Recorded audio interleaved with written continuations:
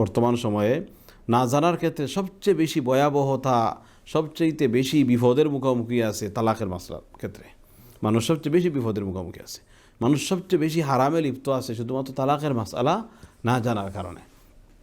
যেমন উদাহরণস্বরূপ আমার এক মুসল্লি আমাকে ফোন দিয়েছেন যে হুজুর, নাম ধরলাম না, বাংলাদেশের একজন একজন টপ লেভেলের একজন পরিচিত একজন বক্তা, এক ভাই, তিনি ওনার স্ত্রীর সাথে ওনার বিচ্ছেদ হয়েছে, এরপরে আবার শাদী করে নিছেন। আপনারা সকলে জানেন, বর্তমান সময়ে আলোচিত এক ব্যক্তি।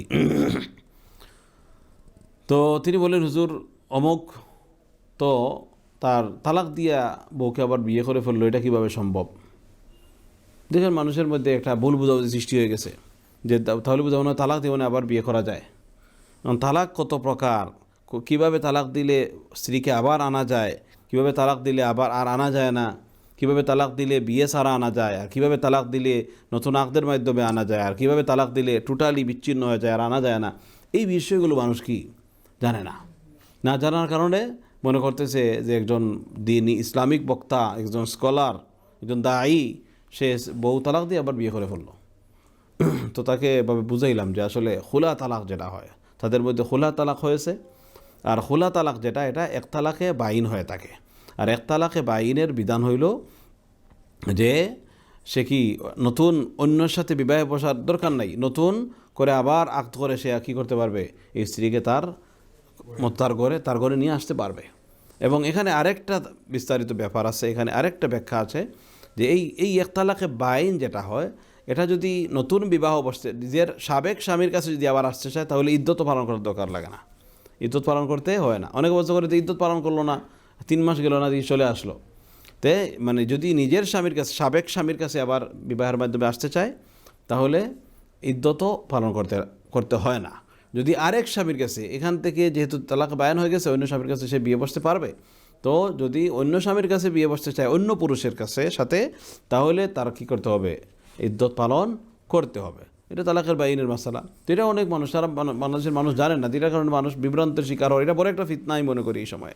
মানুষ মনে করবে যে অমুক হুজুর, অমুক বক্তা, অমুক স্কলার, সে তার কি তালাক দিয়ে তার স্ত্রীকে আবার কি বিয়ে করে ফেলছে, তাহলে আমরা 3 তালাক দিয়ে আবার কি করতে পারবো, বউকে আবার কি বিয়ে করে আনতে পারবো। এই যে ভুল বুঝাবুঝি, এটা যে আসলে 3 তালাক না, এটা যে বাইন তালাক হয়েছে, এক তালাক হয়েছে, খোলা তালাক হয়েছে, সেটা বুঝে না। এবং তালাকের ডেফিনেশন, তালাকের প্রকার, এগুলো কি তার জানা নাই, যে তালাক কাকে বলে, তালাক কত প্রকার, কোন তালাকের কি বিধান, সেটা কি সে জানে না।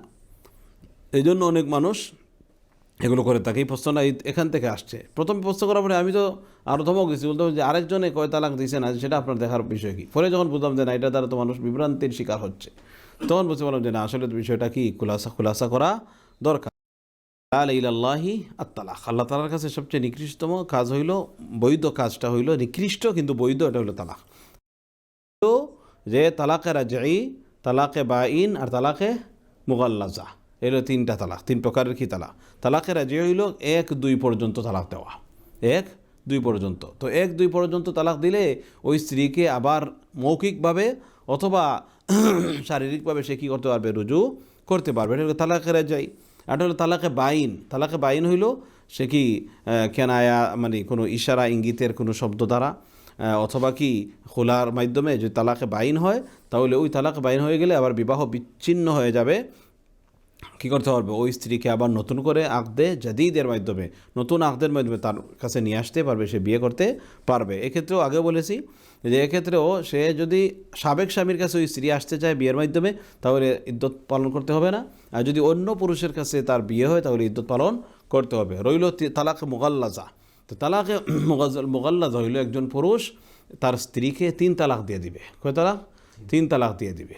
তো 3 তালাক যদি একসাথে দেয়, তবুও 3 তালাক পতিত হবে। যদি পৃথকভাবে দেয়, তবুও 3 তালাক পতিত হবে। এই ক্ষেত্রে মানে স্ত্রীকে তালাক দেওয়ার ক্ষেত্রে সর্বোত্তম পন্থা হইল স্ত্রীকে 1 তালাক দিয়া ছেড়ে দেওয়া। 1 তালাক দিয়ে কী করে দেওয়া? ছেড়ে দেওয়া। 1 তালাক দেওয়ার পরে স্ত্রীকে ইদ্যত পালনের জন্য দিয়ে দেওয়া, বস তুমি ইদ্যত পালন করো, ইদ্যত শেষ হয়ে গেলে তুমি তোমার স্বাধীন হয়ে যাও, আমার সাথে আর বিবাহের কি নেই, কোনো সম্পর্ক, বৈবাহিক কোনো সম্পর্ক নাই। এটা হইলো মানে সর্বোত্তম তালাকে আহসান এটাকে বলা হয়, সর্বোত্তম তালাক। আমরা আগে জেনে থাকা দরকার, আমাদের এটা স্মরণ থাকা দরকার যে তালাক হচ্ছে আল্লাহ রাব্বুল আলামিনের কাছে সবচেয়ে নিকৃষ্টতম বৈধ একটা কাজ, সবচেয়ে নিকৃষ্টতম বৈধ একটা কাজ। পুরুষ সে তার স্ত্রীকে তালাক দিতে চায়, তাহলে সবচেয়ে উত্তম হইল এক তালাক দিয়ে রাজি, এক তালাকে রাজি দিয়ে ছেড়ে দেওয়া। তো এতে কী করে কী হবে, ইদ্যতের ভিতরে যদি স্ত্রীকে আনতে চায় তাহলে সে এমনিতে আনতে পারবে, কিচ্ছু লাগবে না। আর যদি ইদ্যত শেষ হয়ে যায় তবু নতুন আকদের মাধ্যমে সে আবার স্ত্রী হিসাবে তাকে নিতে পারবে। কিন্তু যদি 3 তালাক দিয়ে দেয়, একসাথে দেয় কিংবা বিচ্ছিন্নভাবে আলাদাভাবে, যদি 3 তালাক দিয়ে দেয় তাহলে তো স্ত্রীকে আর আনতে পারবে না। তাহলে আবার আরেকটা হইল যে স্ত্রীকে মানে 3 ইদ্যতে, তালাকে হাসান হইল 3 ইদ্যতে 3টা তালাক দিয়ে দেওয়া। যে কী করেছে, একটা তালাক দিছে, কিছুদিন পরে এই ইদ্যত পালন হওয়ার পরে আরেকটা দিল, আরেক হায়াজ হওয়ার পরে আবার যখন কী হইলো, পবিত্র হইলো, আবার কি দিল, তালাক দিল। পবিত্র অবস্থায় কী করা, তালাক দেওয়া।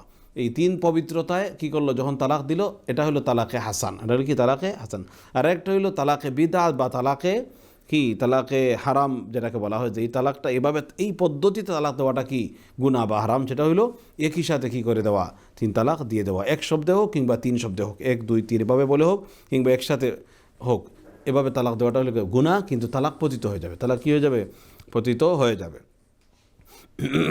আমাদের সমাজে আমাদের লোকজন, আমাদের পুরুষরা, আমাদের স্বামীরা এই পদ্ধতিগুলো জানেই না, টোটালি না জানার কারণে একসাথে 3টা কেন 14টা দিয়ে দেয়, এই হলো অবস্থা। তো এটা কিন্তু আমাদের বোঝাতে হবে, আমাদের এই যে অজ্ঞতার একটা দিক, এটা এই উদাহরণ দেওয়ার উদ্দেশ্য হইলো, এই মশলাটা টানার উদ্দেশ্য হইলো যে আমরা যে কত অজ্ঞ, যে আমরা সাংসারিক জীবন সবাই করে, কিন্তু এই সাংসারিক জীবনের সাথে অবিচ্ছেদ্য একটা বিষয় হলো তালাক। অবিচ্ছেদ মানে এটা ব্যবহার হোক না হোক, মশলা জানা তো অবিচ্ছেদ ব্যবহার করা, এটা তো শরীয়ত চায় না যে এটা কি তালাক, এই শব্দটাকে ব্যবহার করো, কেউ চায় না, ওদিকে যাও কিন্তু পুরুষরা প্রথম পদক্ষেপেই তালাকে চলে যায়। এই হলো কি অবস্থা। এই জন্য আমাদের সমাজে অধিকাংশ মানুষ হারামভাবে সে জীবনযাপন করতেছে, তার দাম্পত্য জীবন হারাম, স্বামীর সাথে তার বৈবাহিক সম্পর্ক নাই, এরপরেও সে কি সারা জীবন কাটাইতেছে, সন্তান হইতেছে, মৃত্যু পর্যন্ত চলতেছে, নামাজ বন্দেগী সব কিছু করতে আছে, কিন্তু সে হারাম অবস্থায় আছে। কেন, ওই মাসালাটা না জানার কারণে।